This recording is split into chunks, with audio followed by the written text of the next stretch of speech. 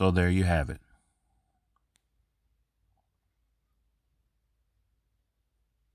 Just like you, I've been watching what's been transpiring over the past 48 hours in our nation's capital.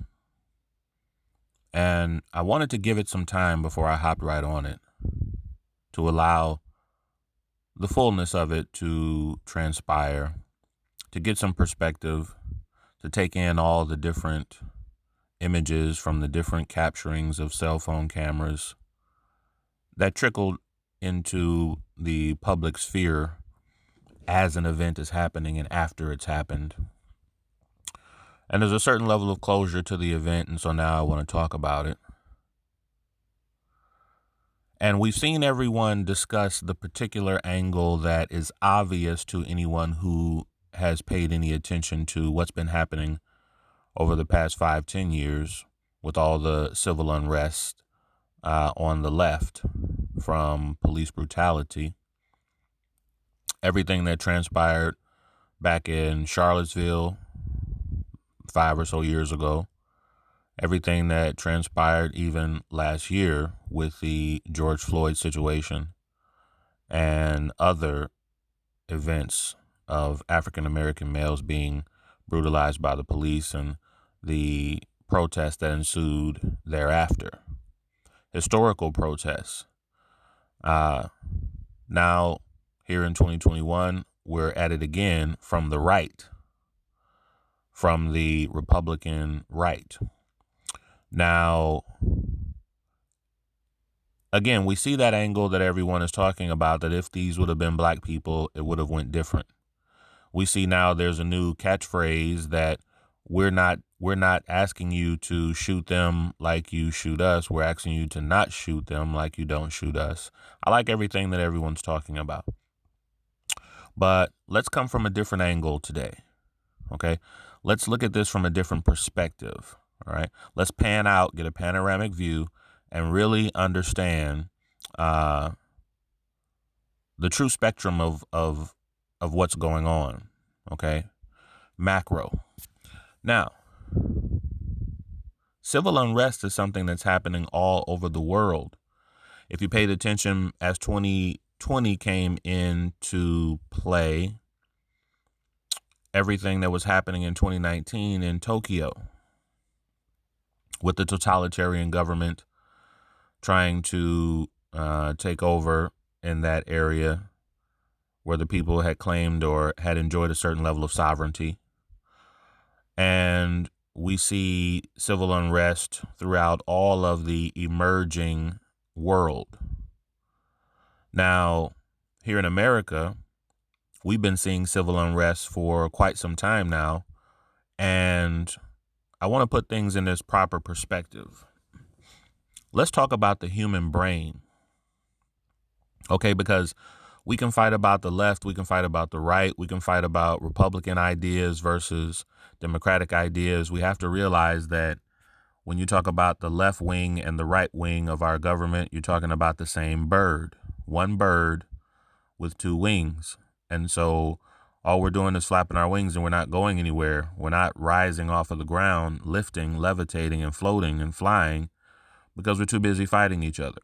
And so I want to really just break down something that's not about whether someone is on the left or on the right supporting this candidate or that candidate. I want to talk about the human brain, because all of these issues, all of these situations and circumstances that we find ourselves in as a society proceed from the mind, or proceed from, or are facilitated by the neural connectivity and the neuroplasticity of the human brain, right? Because thoughts become things, right? Think and grow rich, the power of positive thinking.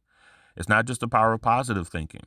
It's the power of thinking, period. It's the power in our ability to formulate thoughts and then carry out actions based on said thoughts. This is the power and the sacred power of existence, of life, and from our perspective, humanity. Now, having said that, look at these people and look at their actions, okay? Look at these people and look at their actions, right? And if you put a microphone to these people, I don't know if you've ever watched any of the interviews of the current administration, their supporters at the rallies, you hear that these people are completely and totally indoctrinated. And that's what I want to focus on. All right. The indoctrinatability of the human brain, if I can make a word there. Right. The ability to indoctrinate the human brain.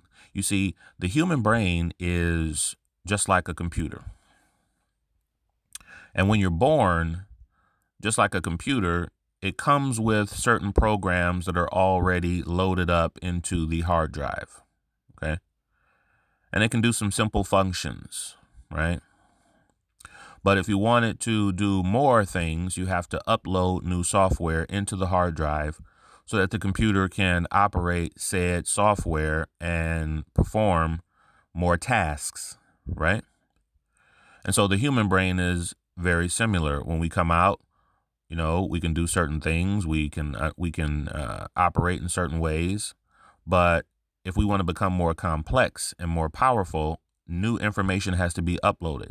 And there's where the issue comes in, because everyone from the time you're born is desperately trying to indoctrinate you. When you're a kid and you're sitting in front of the television, you don't understand when you see the commercial that the commercial is actually the show, and the show is what you call the commercial. You see, your favorite show isn't there to entertain you. Your favorite show has been created and produced in order to get you to sit in front of the television long enough to view the commercial. That's the real show. That's why shows used to say, brought to you by Kellogg or brought to you by Microsoft, because it's Microsoft, it's Kellogg, it's McDonald's, it's whoever is paying for the advertising. They're the real show. Okay, because they understand the power of your brain. That's why they spend billions of dollars to study the human brain. These corporations, these multinational corporations, they understand your brain better than you do. They understand your subliminal subconscious mind. They understand your conscious mind. They understand the inner workings of your neural connectivity and neuroplasticity. What is it? Hold on. Plasticity, excuse me, your neuroplasticity better than you. Okay. And they spend billions of dollars to make sure that they are able to indoctrinate you to a T, all the way down to color, all the way down to images. You know, they understand that orange and yellow, you know, make you hungry for salt and sugar. This is why McDonald's is orange, or orange and red, rather. You see what I'm saying? Yellow and red. They understand the color spectrum and what that does to the subconscious mind. And so I'm saying that to say this. Whenever you see a human being operating in any fashion, especially this type of overt ridiculousness, you're not actually seeing a human being behaving that way. The human being is just the shell. What you're seeing is the program that they are running. All right. You're seeing the program that they are running. Okay. So, and this also, and this is why I wanted to pull out to the macrocosm and talk about this from a larger perspective, because it applies to our community as well. We have to talk about the Black community. We have to talk about what goes on in our community. And we have to realize that when you see what we call nigga shit, you're not actually seeing human beings. You're seeing robots. You're seeing hard drives. You're seeing nigga programming being played out in the subconscious, in the brain, in the neural connectivity, in the neuroplasticity, right? You're seeing human beings behaving off of programs that they are running. Now, here's the thing. When you watch television, they call it television programming, and they call it television programming for a very specific reason. It's obvious, but you don't realize it when you're young. It's there to program you. And so these individuals that we see, they are the result of Fox News programming. The behaviors that we see on the right is a result of Fox News programming, television programming on Fox News. Those people are sitting down being programmed by the far right, and then their actions are a reflection of said programming. And this is all it is. And so the key to the unity of humanity is to deprogram these. See, individuals have viruses uploaded into their hard drive. And so the key is you have to hack into the human mind. You have to delete all the viruses and malware. And then you have to upload new software into the brain, into the subconscious, into the mind.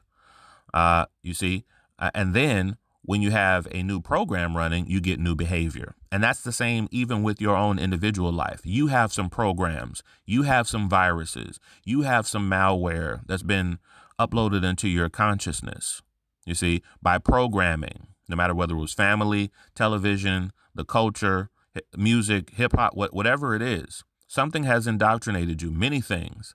And some of those things had viruses. And what you have to do is hack into your brain. This can happen through meditation. This can happen through study of different materials, spiritual materials. This can happen just through tapping into that universal God force energy, right? That universal energy, that invisible intelligence that men have called God. You have to tap in to your inner God self. And then you have to delete that malware. You have to delete that malware, and you have to upload new, higher consciousness, right? And you can't do that without studying. You can't do that without meditating. You can't do that without exercising. You can't do that without eating alkaline. You can't do that without drinking water. You can't do that without raising your chakras. You can't do that without activating that pineal. And of course, I'm speaking metaphysically here. You know, you have to put in the work.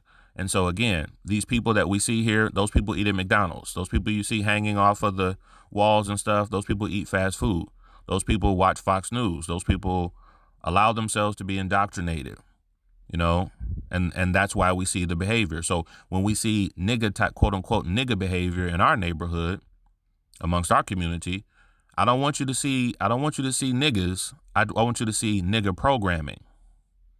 That way you can stop saying, because a lot of us say, I can't stand niggas. I hate niggas.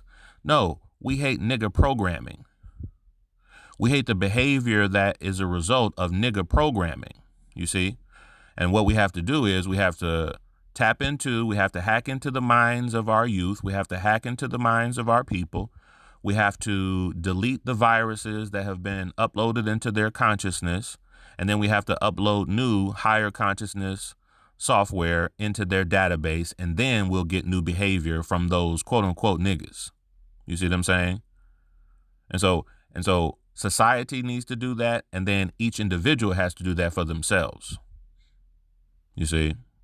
And this is a major key. So I want to encourage you. Don't get thrown off by what you see happening with these people, what you see happening on the news, or what you see happening with all this ridiculousness going on in the society. Focus on you. Focus on yourself.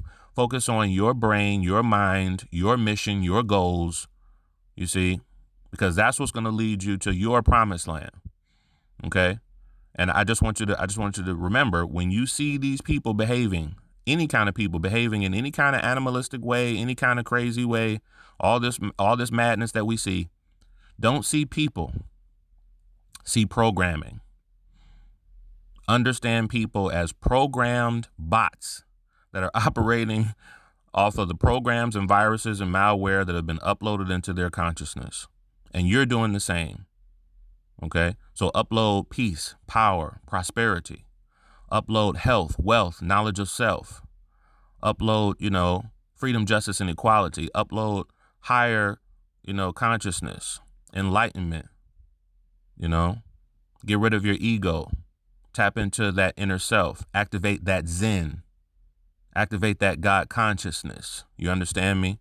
And then you won't care about all this madness that's going on, because you'll be working on your purpose. You'll be working on your dreams. You'll be focusing on your vision. All right. So activate that inner God within, and understand the programmability of the human brain, and don't allow yourself to be programmed by all of this madness. Deprogram and then reprogram. Black Alien God, out.